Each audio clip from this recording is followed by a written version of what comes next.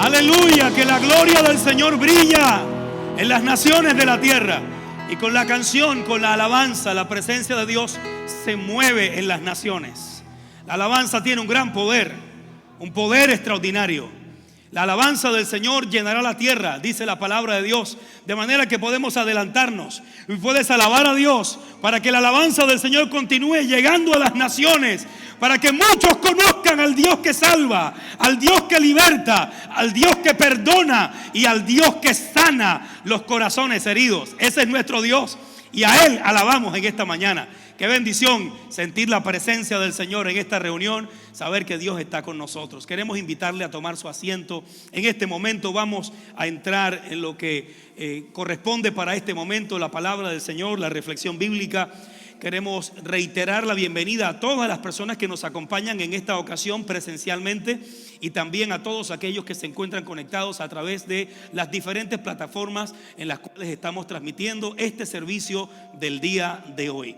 Nos encontramos en nuestra semana número 5 de campaña, una campaña de crecimiento espiritual diseñada con la intención de ayudarle a crecer espiritualmente, porque Dios está determinado a ayudar a sus hijos a crecer y Dios espera que crezcamos. Por lo tanto, el esfuerzo de la iglesia es ayudar a las personas a desarrollar su fe, a tener una fe fuerte, firme, a tener una persona interior fuerte, capaz de enfrentar los desafíos de la vida y proyectarse hacia la eternidad. Estamos desarrollando esta campaña con la intención de ir a la palabra de Dios, porque la respuesta humana ante la crisis es ir a la palabra. La respuesta humana ante la crisis es ir a la palabra de Dios, porque es en ella en que se encuentran los recursos espirituales para ayudarnos a salir hacia adelante en los diferentes desafíos de la vida. Cuando una iglesia acude a la palabra, tiene despertar espiritual. Cuando una iglesia acude a la palabra, tiene avivamiento. Los grandes avivamientos en la historia se han registrado porque las personas volvieron al libro, volvieron a la escritura, se apegaron a la palabra del Señor. Y la palabra de Dios, que es viva y eficaz y más cortante que toda espada de doble filo, penetra hasta partir el alma y el espíritu y discierne de los pensamientos y las intenciones del corazón. Esa es la palabra viva y eficaz que nos enseña, que nos redarguye, que nos instruye y que nos da el equipo necesario para poder vivir una vida plena en esta tierra. De manera que enfocados en la palabra de Dios es la mejor decisión que podemos tener. Ir a la escritura, a la ley y al testimonio, a la palabra del Señor. ¿Por qué? Porque es el alimento para el alma. Usted necesita fuerzas físicas y para recibir fuerzas físicas usted consume alimento físico. Pero para recibir fuerza espiritual usted consume alimento espiritual. Y el alimento espiritual está en la palabra del Señor. Jesús dijo, porque no solo de pan vivirá el hombre, sino de toda palabra que sale de la boca de Dios. Tu persona espiritual necesita alimento espiritual. Un alimento espiritual sólido, fuerte, capaz de nutrir tu interior para poder enfrentar cada tentación, cada prueba, cada dificultad y para responder como lo haría Cristo. Porque ese es el propósito del crecimiento espiritual, ser cada día más como Jesús. Estamos en crecimiento y qué bueno que podamos declararlo, que estamos en crecimiento. Cuando sientes que llegaste, te estancas. Cuando sientes que llegaste, cuando piensas que llegaste, te detienes. Aleluya, pero cuando dices estoy creciendo, oh Dios amado, Dios está preparado para bendecirte y para llevarte a nuevos niveles, para revelarte nuevas dimensiones de fe. Cuando estás dispuesto a crecer y abrir tu corazón a la experiencia de crecimiento, Dios espera que crezcamos. Y por eso la iglesia hace esfuerzos para ayudar a las personas a crecer, ayudar a las personas a encontrarse con la palabra de Dios y ver en ella el alimento para nuestras almas. Dice que es leche espiritual, pero también es alimento sólido. Quiere decir que la palabra de Dios lo mismo llena al niño que el joven, el adulto, el anciano. La palabra de Dios es riqueza, es nutriente espiritual para todas las personas, independientemente de las edades cronológicas que puedan tener. Podemos tener la cantidad de años que sean, pero la palabra siempre será el alimento para llevarnos al crecimiento interior, al crecimiento espiritual. La edad espiritual no necesariamente se compara con la edad cronológica, Podemos tener cierta edad cronológica, pero no tener la edad espiritual. La edad espiritual se consigue con el compromiso con las Escrituras, con el apego a la palabra de Dios, con la fe y la confianza en el poder de Dios para cruzar los momentos de adversidad. Cómo respondes a la prueba determina dónde estás espiritualmente. Eso se llama fruto. Fruto es respuesta. Es cómo respondes al problema, cómo respondes a la dificultad, cómo respondes a la persecución, cuándo respondes cuando te atacan, cómo respondes a tus enemigos, cómo respondes cuando vienen contra ti. De la manera como tú respondes es fruto. Eso es fruto. Es la respuesta que tú das ante las circunstancias de la vida. Pero si estás lleno de la palabra de Dios y estás apegado a la Escritura, podrás responder de la manera correcta. Alabado sea Dios. ¿Cómo respondemos a las pruebas? Nos desanimamos. ¿Cómo respondemos a las dificultades? Nos quejamos. ¿Cómo respondemos a los enemigos? ¿Hablamos mal de ellos? Jesús dijo que la manera como respondes a tu enemigo es la manera como puedes mostrar que eres un hijo de Dios. Jesús dijo: ama a tu enemigo, bendice a tu enemigo. Nosotros escogemos odiarlos, guardar resentimientos y rencor y hablar mal de ellos.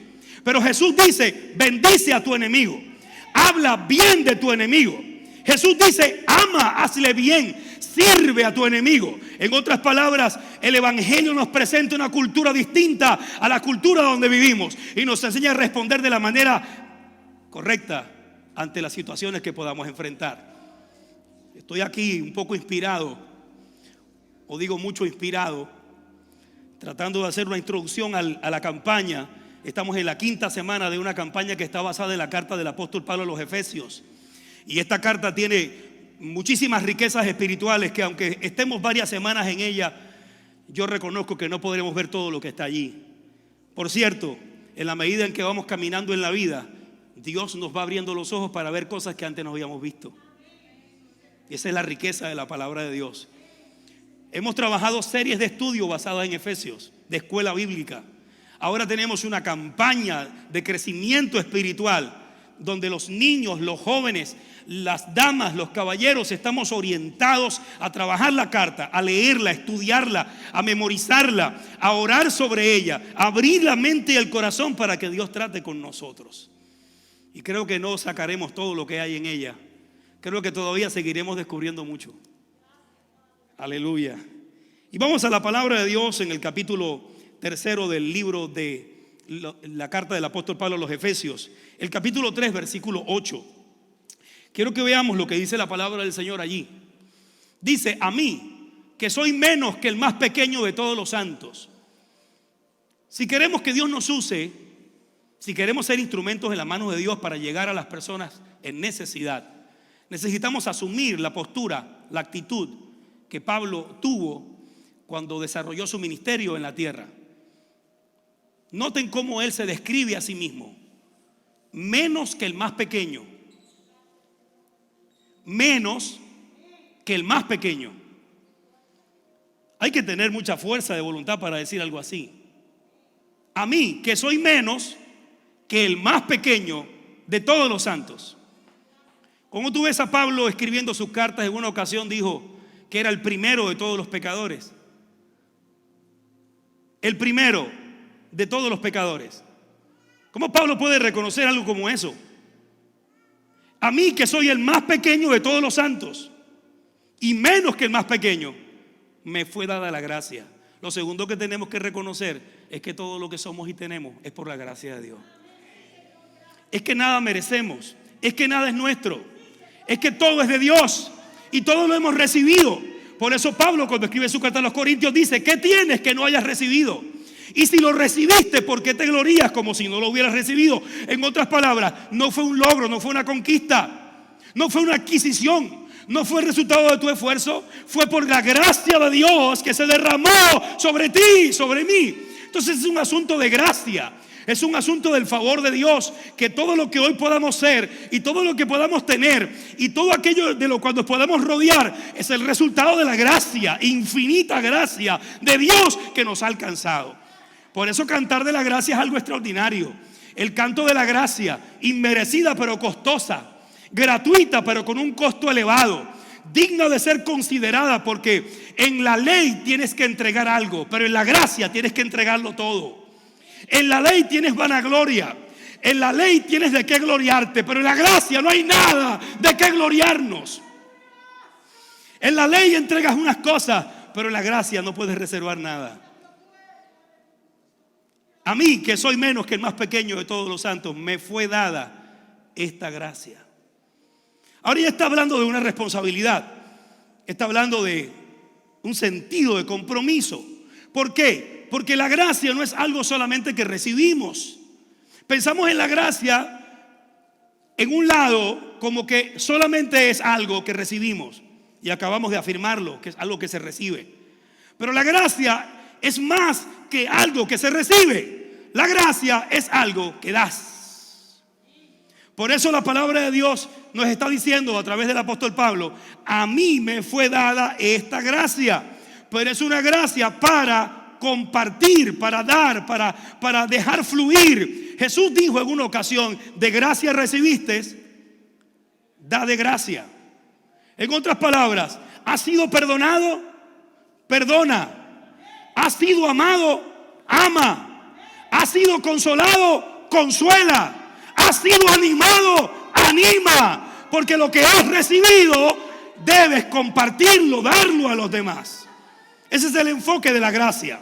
Es que si la recibes, nos hace responsables de compartirla. Cuando recibes gracia y se queda solamente en ti, no produce fruto. Pero cuando recibes gracia y decides darla, compartirla, entonces produce fruto.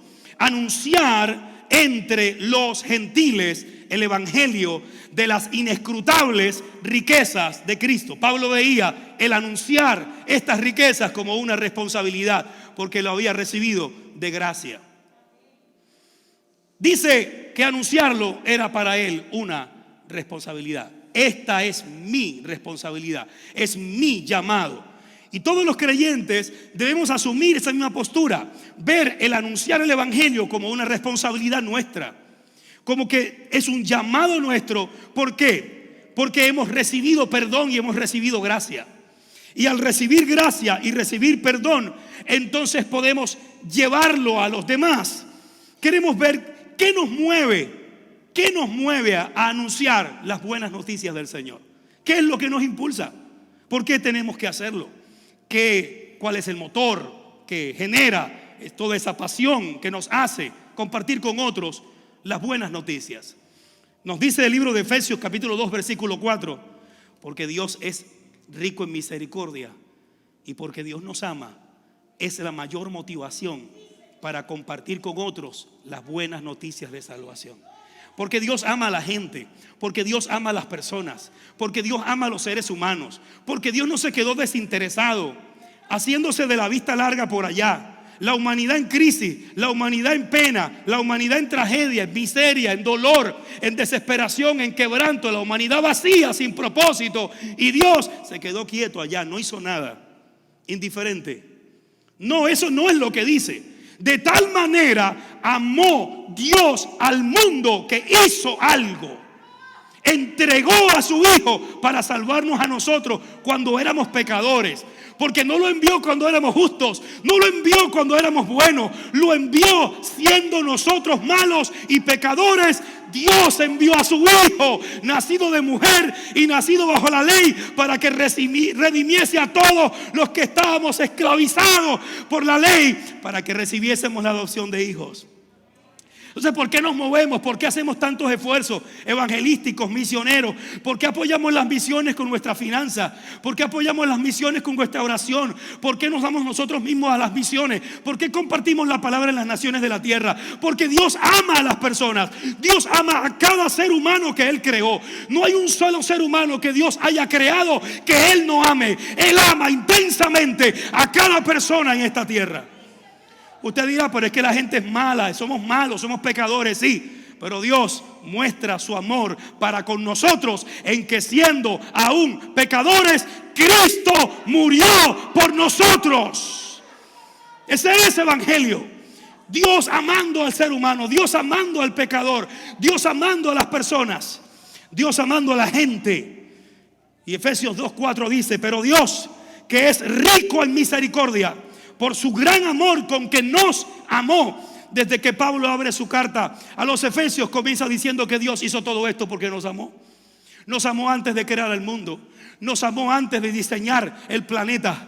Dice que antes de la fundación del mundo, por su amor nos escogió, por su amor nos eligió, por su amor nos predestinó, por su amor nos adoptó, por su amor nos llama hijos e hijas. Es por causa del amor de Dios. Alguien pensará que hablar del amor de Dios es decir a las personas que pueden hacer lo que quieran con sus vidas. Pero como tú unes a una persona para amarla, ese amor te cambia la vida. Si tú quieres amar a alguien y seguir siendo el mismo, esa relación no va a funcionar. Voy a repetirlo otra vez. Si quieres amar a alguien y seguir siendo la misma persona, ese amor no va a funcionar, esa relación no va a funcionar. ¿Por qué no puedes decidir amar a alguien y seguir siendo el mismo? Porque el amar a alguien te va a hacer seguir a esa persona, agradar a esa persona, compartir con esa persona, unir tus intereses, tus sueños, tus propósitos, tus anhelos con esa persona. No puedes seguir siendo el mismo y decidir amar a las personas. Asimismo no puedes seguir siendo el mismo y decidir amar a Dios, porque Jesús dijo: si me amas, guarda mis mandamientos. Entonces el hecho de que Dios nos ama no es una licencia para hacer lo que querramos hacer, sino más bien para hacer todo porque Él nos ama y por amor a Él hacemos lo que debemos hacer. Mas Dios muestra su amor para con nosotros en que siendo aún pecadores, Cristo murió por nosotros. Romanos capítulo 5 versículo 8. Tito capítulo 3 versículo 4 nos dice: pero cuando se manifestó la bondad de Dios nuestro Salvador. Dios es bueno, mis amados hermanos y amigos. Dios es bueno. Y eso no significa que no te pasen cosas malas en la vida. ¿Cómo Dios es bueno y mira lo que me está pasando? ¿Cómo es que Dios es bueno y perdí el trabajo? ¿Cómo es que Dios es bueno y mira la noticia que me ha dado el médico? ¿Cómo es que Dios es bueno y mira mi matrimonio? ¿Cómo Dios es bueno y mira lo que está ocurriendo? Pues sí, gracias que Dios es bueno. Están pasando cosas buenas dentro de lo malo que hay en este mundo, porque Dios es bueno. Su bondad fluye en la maldad, en la miseria, fluye la bondad de Dios, porque Dios es bueno. Y dice que esa bondad se manifestó. Pero se puede manifestar en tu vida y en la mía si abrimos nuestro corazón. Si abrimos nuestro corazón, esa bondad puede manifestarse. Pero cuando se manifestó la bondad de Dios, nuestro Salvador, y su amor para con los hombres, nos salvó. La salvación es el acto de Dios y es una expresión de la bondad y de la misericordia de Dios que nos alcanzó en nuestra miseria, que nos alcanzó en nuestro dolor, que nos alcanzó en nuestra angustia y en nuestra desesperanza, que nos alcanzó cuando estábamos hundidos en el pecado, nos vio con misericordia, bajó con nosotros al foso, tomó nuestra mano y nos sacó arriba por su amor y por su misericordia. ¿Qué nos mueve a hablar la noticia de Jesús? Que Dios ama a la gente, que Dios ama a las personas. Lo segundo que nos mueve a amar a las personas y compartir con ellos la buena noticia es que Dios nos amó a nosotros y amó a cada ser humano y amó a cada persona, y a los que le hemos aceptado y los que le hemos reconocido como Salvador somos las personas con quienes Dios cuenta. Por eso nos mueve el hablar de Jesús, porque Dios cuenta con nosotros. Y lo dice el apóstol Pablo en su carta a los Corintios capítulo 5 versículo 20 de segunda de Corintios. Dice: así que somos embajadores de Cristo, como si Dios rogase por medio de nosotros. Os rogamos en el nombre de Cristo, reconciliaos con Dios. Quiere decir que al ser perdonados y al recibir la gracia, recibimos también la responsabilidad de compartirla, de comunicarla, de llevarla a otras personas.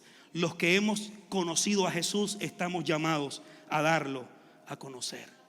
¿Qué más nos mueve a anunciar la buena noticia? La necesidad de las personas. El mundo en que vivimos es un mundo marcado por profundas necesidades.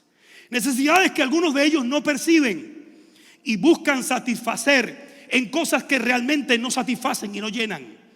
Las necesidades percibidas y las necesidades reales son muy distantes. Las personas pueden percibir que tienen una necesidad cuando realmente no la tienen. Pero el evangelio llega a satisfacer las necesidades reales de los seres humanos.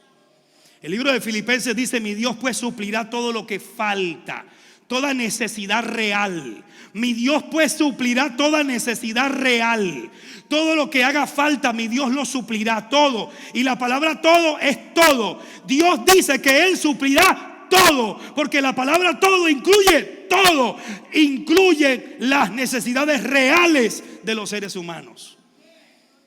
Y ese hecho de que las personas se encuentran en necesidad es el motor que nos mueve a compartir con ellos las riquezas de las buenas noticias del evangelio de Jesucristo. ¿Cómo se encuentran las personas sin Dios? Muertas en el sentido de propósito, muertas en el sentido de su relación con Dios, muertas en el sentido del vacío interior. Las personas hoy pueden tener muchas comodidades y pueden rodearse de muchas cosas: estatus, poder, placer, posesiones, patrimonio. Las personas pueden rodearse de muchas cosas, pero ninguna de ellas podrá satisfacer el vacío interno que tiene todo ser humano. Los seres humanos tienen un hueco por dentro que nada más lo puede llenar. Solamente Cristo puede llenar el vacío interior de los seres humanos. Esa es la necesidad más profunda que los seres humanos tienen. Es la necesidad de realización, la necesidad de entender el propósito de la vida, la razón de la vida, el porqué de la vida, por qué estamos aquí, qué hacemos en esta tierra, para qué fuimos creados. Es la necesidad más grande de los seres humanos, y el evangelio de Cristo tiene las respuestas. Fuiste creado porque Dios te ama, y no te has ido de esta tierra porque Dios es un Dios bueno, de misericordia, y es un Dios de oportunidades. No nos hemos ido de aquí porque Dios tiene planes. Mírese bien y dígase: a la edad que yo tengo, estoy todavía aquí. Dios tiene planes contigo. Dios tiene propósitos contigo. ¿Por qué no te has ido? ¿Por qué no has salido de la tierra? Porque Dios tiene un plan con tu vida. Ese es Dios. Y dice la palabra del Señor que nos dio vida. Efesios 2:1: y Él os dio vida a vosotros cuando estabais muertos en vuestros delitos y pecados. Dios está diciendo que a causa de la necesidad de los seres humanos, este anuncio hay que compartirlo. Porque lo único que puede cambiar la muerte a vida es el poder de Jesús. Nada más puede transformar y cambiar una vida que está desconectada de Dios, sin propósito, sin sentido, sin significado, a una vida que está caminando en los propósitos del Señor y sabe para qué fue diseñada y puesta en esta tierra. Efesios 2:12 dice: en aquel tiempo estabais sin Cristo, alejados de la ciudadanía de Israel, ajenos a los pactos de la promesa, sin esperanza y sin Dios en el mundo. Vea el cuadro: la necesidad humana. Se encuentran sin esperanza, no tienen promesas a qué aferrarse. Cuando la vida cambia, no hay dónde apoyarse. Cuando la vida se torna dura, no hay dónde recurrir. El ser humano sin Dios no tiene refugio, no tiene a dónde ir. Puede refugiarse en la persona que le quede cerca, pero esa persona hoy está y mañana no estará. Puede refugiarse en las riquezas, pero las riquezas hoy están y mañana no estarán. Puede refugiarse en el estatus, pero el estatus hoy está y mañana no estará. Por lo tanto, el ser humano sin Dios no tiene a dónde ir. Puede refugiarse en sí mismo, pero encontrará cuánta limitación y cuánta debilidad hay en su interior. Por lo tanto, el ser humano sin Dios no tiene a dónde recurrir. No hay refugio sin Dios, no hay esperanza sin Dios, no hay vida sin Dios, no hay felicidad sin Dios. Dios es el centro de todo. Por eso dice: estaban sin Cristo. Eso es trágico. Vivían sin esperanza, es trágico. Vivir sin las promesas de Dios es trágico. Y vivir sin Dios en el mundo, esa es la necesidad más profunda que los seres humanos tienen. Efesios capítulo 4 versículo 18 sigue mostrando un cuadro de la necesidad humana, cuando el apóstol dice: teniendo el entendimiento entenebrecido, ajenos de la vida de Dios por la ignorancia que en ellos hay, por la dureza de su corazón. Note la característica ahora con un corazón endurecido. con un entendimiento entenebrecido para no poder ver con claridad. Satanás, el Dios de este siglo, ha cegado el entendimiento de los incrédulos para que no les resplandezca la luz del evangelio de la gloria de Cristo, el cual es la imagen de Dios. Y por eso anunciamos el evangelio. Por eso anunciamos a Jesús. Porque Jesús es la respuesta para las profundas necesidades de los seres humanos. ¿Qué nos mueve a hablar de Jesús? ¿Qué nos mueve a anunciar el evangelio? Nos mueve la sensación de gozo que se produce cuando un alma acepta a Cristo como su Señor y su Salvador. Ese gozo, esa alegría, esa emoción que da cuando vemos que una persona pasa de muerte a vida, que una persona cambia el rumbo de su vida, cambia la orientación de su vida, decide ir en dirección opuesta hacia donde antes se estaba dirigiendo. Ese cambio produce gozo, y no solamente produce gozo en nosotros, produce gozo en los ángeles. Y no solamente en los ángeles, produce gozo en el corazón del Padre, que se dibuja en su rostro una sonrisa cada vez que una persona decide aceptar a su Hijo Jesús como Salvador y Señor. Ese gozo no tiene comparación. Ese gozo no tiene comparación. Que usted pueda decir que allá en el cielo va a haber una persona porque usted le habló de Jesús, y que allá arriba usted pueda ver a esa persona y puedan hablar y decir: cuánto me alegro que me hablaste de Cristo. Por eso estoy aquí hoy. Esa satisfacción durará por toda la eternidad. Ese gozo será eterno. Esa alegría, esa sensación de alegría y gozo será eterna cada vez que te encuentres con esa persona y lo saludes en la eternidad. ¡Qué maravilla! Aleluya. Anunciar el evangelio tiene grandes satisfacciones. Y esto no significa que todas las personas van a escuchar. Esto no significa que nunca tendremos oposición. Esto no significa que nunca tendremos rechazo. Esto no significa que nunca tendremos persecuciones. Esto no significa que nunca se nos hará complicadas las cosas de hablar de Cristo.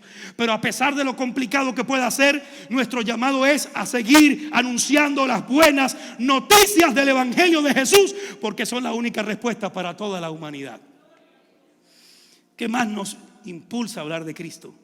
La influencia del Espíritu Santo. La influencia. Vean lo que dice el apóstol Pablo en los Efesios capítulo 1 versículo 13. Vea cómo Pablo introduce la influencia del Espíritu Santo en una persona que acepta a Cristo como su Salvador. Vea lo que dice: en Él también vosotros, habiendo oído la palabra de verdad, el evangelio de vuestra salvación, y habiendo creído en Él, fuisteis sellados con el Espíritu Santo de la promesa. Cuando somos sellados por el Espíritu, la influencia del Espíritu comienza a actuar en nosotros. Y la primera sensación y la primera obligación es compartir con otros lo que estamos viviendo. No decirles a otros que somos perfectos. No decirles a otros que somos mejores. No decirles a otros que somos los dueños de la película. Más bien decirles: yo, siendo pecador, Cristo me amó y me perdonó. Cristo me amó y me perdonó. Es el mensaje poderoso que cambia vidas. Los seres humanos no pueden salir por ellos mismos del sentido de culpa. Los seres humanos no pueden liberarse por ellos mismos del sentido de culpa. Es una sensación de la conciencia de la cual el ser humano por sí mismo no se puede liberar. Puede enterrarla, pero estará allí. Puede ignorarla, pero estará allí. Puede justificarla, pero estará allí. Puede razonarla, pero está allí. Puede evadirla, pero está allí. Lo único que puede remediar el sentido de culpa en un ser humano es el sacrificio que Jesucristo hizo en la cruz del Calvario al derramar su sangre para perdonar todos los pecados de los seres humanos. Por eso es que hay que anunciarlo, por eso es que hay que compartirlo, porque el único método, mecanismo divino para liberar a los seres humanos del sentido de culpa es la sangre de Cristo Jesús derramada en la cruz por cada uno de nosotros. Y nos mueve el Espíritu Santo, nos influencia el Espíritu Santo, nos impulsa el Espíritu Santo para que hablemos. Cuando Pablo fue lleno del Espíritu Santo en la ciudad de Damasco y salió de aquella casa donde tuvo 3 días sin comer ni beber, hasta que Ananías llegó y entró a la casa y le dijo: hermano Saulo. Y es maravilloso que le haya llamado hermano. Hermano Saulo, ¿cómo es que lo llama hermano? Si era un perseguidor, venía de matar a los cristianos y llegaba a Damasco con la intención de echarlos a la cárcel. Pero cuando entra a la casa donde Pablo estaba en Damasco, Ananías le dice: hermano Saulo. Qué maravilla es ser parte de la familia de Dios, mis amados. Había sido cambiado, había sido transformado. Y cuando le puso las manos y oró, el Espíritu Santo vino sobre él. Aleluya. Le puso las manos y oró, y el Espíritu Santo vino sobre él. Tenía 3 días encuevado, si puedo usar esa expresión, 3 días encerrado, sin comer, sin beber, ciego físicamente, buscando, porque a los buscadores Dios los llena con su Espíritu Santo. El poner las manos sobre él, fue lleno del Espíritu Santo, y su primera reacción fue predicar el Evangelio. Lo primero que hizo, y aunque la gente se confundía con él, pero predicaba el Evangelio. Aunque tuvieron que bajarlo por una canasta del muro de la ciudad para que pudiera escapar, pero predicaba el Evangelio. Querían matarlo, pero predicaba el Evangelio. ¿Sí? Porque el Espíritu Santo nos mueve, nos impulsa, nos inspira para hablar de Jesús. ¿Qué más nos mueve a hablar de Cristo? El sentido de responsabilidad, porque Cristo nos ordenó hacerlo. Es el mandato del Señor. No solamente la necesidad de las personas, sino el hecho de que el Señor nos dio una instrucción clara. Antes de Él ascender al cielo, las últimas palabras que Él dijo fueron: vayan por todas las naciones, hagan discípulos de cada una de ellas, hagan discípulos en todas las naciones de la tierra. Eso nos mueve, el mandato de Cristo, la orden del Señor, las instrucciones del Maestro. ¿Qué más nos mueve? Nos mueve el hecho de que en la medida en que el Evangelio llega a las naciones, estamos acelerando la segunda venida de Cristo, aleluya, en su aparición para levantar a su iglesia. En la medida en que anunciemos el Evangelio, apresuramos la venida del Señor. ¿Alguien quiere que Cristo venga pronto? ¿Alguien desea que Jesús venga pronto? La predicación del Evangelio está conectada con el elemento profético. Cuando los discípulos estaban preguntándose sobre los asuntos escatológicos y los asuntos del reino, y vieron que Jesús estaba a punto de irse, le dijeron: pero Señor, dinos cuándo vas a volver. Pero Señor, pero danos las señales, explícanos bien esto, no entendemos, tú te estás yendo ahora, ¿y cuándo tú regresas, Señor? Y Jesús cambió el tema profético por el tema evangelístico. Y cambió el enfoque escatológico por el enfoque de la plenitud del Espíritu para el anuncio del Evangelio a todas las naciones de la tierra. Pero seréis llenos del Espíritu Santo. No se vayan de Jerusalén hasta que sean investidos de poder de lo alto. Oh Dios amado. Y recibirán poder cuando el Espíritu Santo haya venido sobre vosotros. Y me seréis testigos en Jerusalén, en toda Judea, en Samaria y hasta lo último de la tierra. Entonces vendrá el Señor. Aceleramos la venida de Cristo cuando anunciamos las buenas noticias de salvación. Las personas tienen unas necesidades para las cuales solamente el Evangelio puede suplir. Solamente el Evangelio puede llenar la necesidad profunda del ser humano. Las personas necesitan significado y propósito para sus vidas. Solo el Evangelio le ofrece a las personas significado y propósito. El efecto que tuvo la conversión de Pablo es un modelo de lo que significa un impacto en una vida cuando Cristo llega a ese corazón. El impacto de Jesús en la vida de una persona. Podemos encontrar que Pablo, al encontrarse con Jesús en Damasco, tuvo unas experiencias extraordinarias que vamos a reseñar por un momento. Primero, tuvo un encuentro de luz. Todos los seres humanos necesitan un momento de luz, un momento de claridad, un momento para ver la vida con el lente correcto. Pablo iba en su rumbo, iba en su camino, iba en su trote, iba sobre la cabalgadura, y llegó el momento de luz. Y cuando ese momento de luz llega, es el llamado de Dios. Una circunstancia llegó que le hizo ver con más claridad el camino que tenía. Y Dios habla a través de circunstancias. Usted no está viendo este programa, esta transmisión por casualidad. Usted no está aquí presencialmente por casualidad. Y usted no está viviendo las circunstancias que está viviendo por casualidad. Detrás de todas y cada una de ellas hay una oportunidad para un momento de luz, para un momento de iluminación, para poder ver mejor, para tener una perspectiva más clara. Y Pablo necesitaba una perspectiva más clara, y por eso la luz llegó. Dice que de repente le rodeó un resplandor de luz del cielo. Y esa luz llegó a su vida y cayó a tierra. Y dice que oyó la voz del Señor. Alabado sea Dios. Hoy reconocemos la necesidad de que cada persona tenga un encuentro iluminador, un momento de luz espiritual. ¿Qué ocurre cuando los ojos se abren? ¿Qué ocurre cuando una circunstancia llega y nos hace más receptivos? ¿Qué ocurre cuando la vida aprieta y nos hace más sensibles?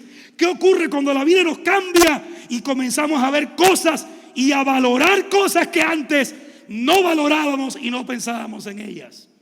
¿Qué ocurre cuando la situación se torna tan complicada que comenzamos a buscar dónde esperanzarnos y dónde aferrarnos y nos encontramos con Dios? Y nos encontramos con el Cristo del Calvario, el Cristo de la resurrección. Mas yendo por el camino, dice Hechos 9, 3 y 4, mas yendo por el camino, oh gloria a Dios, mas yendo por el camino. Usted se encuentra hoy yendo por un camino, pero toda persona en su camino puede tener un momento de luz, un momento de revelación. Aconteció que al llegar cerca de Damasco, repentinamente le rodeó un resplandor de luz del cielo, y cayendo en tierra oyó la voz del Señor. Cuando escuchamos la voz de Dios, prestamos atención, la conciencia es iluminada. Ahora Pablo puede saber que lo que había hecho no estaba bien, que había sido cómplice de la muerte de Esteban, que había tomado las ropas de los que le apedreaban, aprobando su muerte. Cuando esa luz llegó, Pablo pudo ver que aquello no estaba bien. Cuando la luz llega, descubrimos lo que no está bien. Cuando la luz llega, el Espíritu Santo tocó su conciencia, tocó su interior. Él vio que la postura que tuvo acerca de Esteban estaba errada, y que perseguir a los cristianos era un error, que perseguir a la iglesia era un error. Pero él no pudo reconocer que perseguir a la iglesia era un error hasta que la luz de Dios lo iluminó. Y cuando la vida le cambió y se cayó en el camino y la circunstancia apretó, cuando no se veía tan fuerte como parecía serlo, cuando no tenía el control de la cabalgadura en que iba, cuando los seres humanos perdemos el control de la circunstancia, cuando se nos va de las manos las cosas, cuando la vida nos cambia dramáticamente, es cuando la luz de Dios llega. Ay, Señor amado. Y nos damos cuenta que perseguir a la iglesia no es buena decisión, que perseguir a los cristianos no es buena decisión. Y él reconoció que era un error. Y luego su mente fue iluminada para ver a Cristo de otra manera. Pablo veía a Cristo como un maldito. Para Pablo, Jesús era un maldito, como lo es para los judíos. Una persona crucificada es una persona que tiene una maldición. ¿Por qué cree usted que Pablo arrastraba a los cristianos, los encarcelaba y estuvo de acuerdo con el asesinato de Esteban? Porque para Pablo, Cristo era una maldición. Pero su mente cambió. Su mente cambió. Y ya no pudo ver a Cristo como lo veía antes. ¿Quién eres, Señor? Yo soy Jesús. Yo soy Jesús. Yo soy Jesús.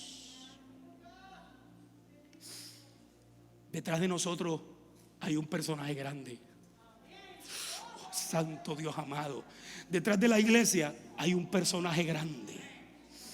Mi Dios amado, mi Dios amado. Yo soy Jesús. Y cuando se tiene una experiencia cercana con Jesús, real con Jesús, esa experiencia cambia la vida. Yo soy Jesús, a quien tú persigues. Dura cosa te es dar coces contra el aguijón. Y de ahí en adelante su mente cambió. Su mente fue iluminada. Y de ser un perseguidor de la iglesia, se unió a la iglesia. De ser un perseguidor de Jesús, se convirtió en un amante de Jesús, en un seguidor de Jesús, en uno para el cual Cristo era el sentido de la vida. Para mí el vivir es Cristo y el morir es ganancia. Su voluntad cambió, porque entonces dijo: ¿qué quieres que haga, Señor? Ya no se guiaba por sí mismo, ahora tenía dueño y tenía un Señor. ¿Qué quieres que haga, Señor? Y el resultado, su vida cambió para siempre. Continuamos anunciando el Evangelio de Jesús. Sigamos hablando de Cristo, porque todas las personas necesitan ese momento de luz. Que Dios les bendiga. Les invito a que estemos de pie, por favor. Vamos a orar al Señor. Padre celestial, acudimos a ti con un corazón lleno de agradecimiento por todo lo que tú has hecho por nosotros y por cada ser humano y por cada persona que ha nacido y nacerá en esta tierra. Gracias por tu inmenso amor, que va más allá de nuestra comprensión, más allá de nuestra imaginación. Y gracias por cada persona que ha estado atenta a tu palabra y que ha escuchado el mensaje de tu palabra en esta ocasión. Pedimos que esa luz llegue a muchos corazones, que esa luz llegue a muchas vidas y que muchas personas puedan responder a tu invitación para tener un comienzo nuevo, una sensación de perdón, una sensación de poder, una sensación de milagro en su interior. Hoy oramos, Padre bueno, por cada una de las vidas que al entrar en sintonía con esta transmisión han entendido que están llamados a ser de Jesucristo y a pertenecerle a Él. Oramos para que muchas decisiones por Jesús se produzcan como resultado de esta palabra. En el nombre de Jesús así oramos, Señor. Amén y amén.